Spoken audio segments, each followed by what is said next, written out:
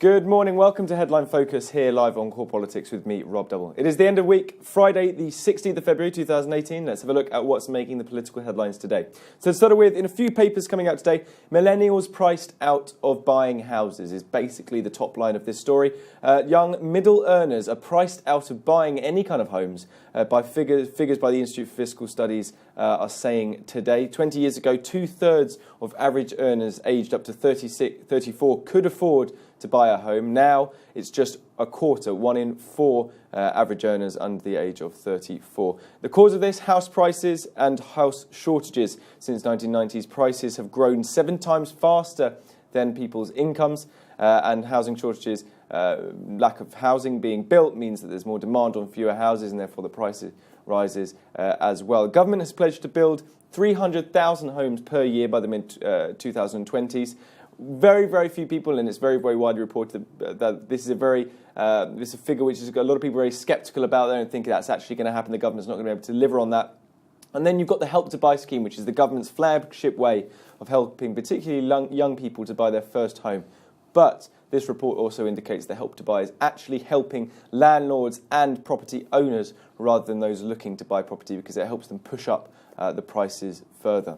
Political problem for the Conservatives in the sense of the Conservatives have now been in power for 8 years, and therefore there's very, very little now they can start blaming on previous governments. There's been 8 years of possible home building, and they have not been able to deliver on the pledges of the rates of home building, which is clearly required according to this report. And if they are unable to do this, then the Labour policy under Jeremy Corbyn of building hundreds of thousands of homes every year, about taking billions of pounds worth of loan out to build more homes, might start seeming more attractive. But very, very big political problem for the Conservatives, and a very big political problem as well for the country. A very interesting report. Institute for Fiscal Studies will have it available on their website if you want to read that in full.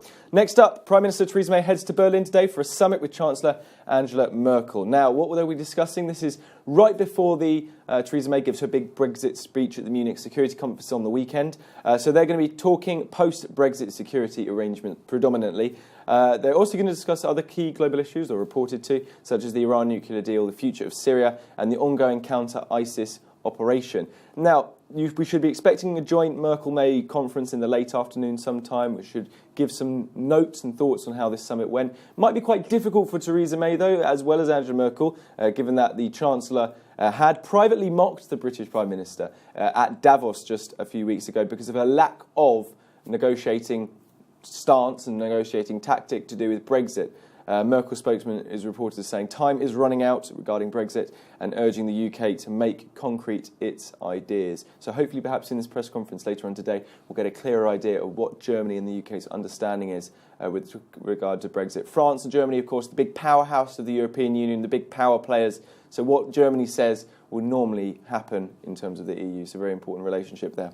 Final story comes from George Osborne. Remember him, former Chancellor of the Exchequer. Now he's made a call that he call on the government to lower the voting age to 16. Now this is significant given that whilst he was Chancellor, he benefited under a government which benefited from the fact that young people 16 to 17 and 18-year-olds weren't allowed to vote because predominantly young people tend to vote more left rather than conservative.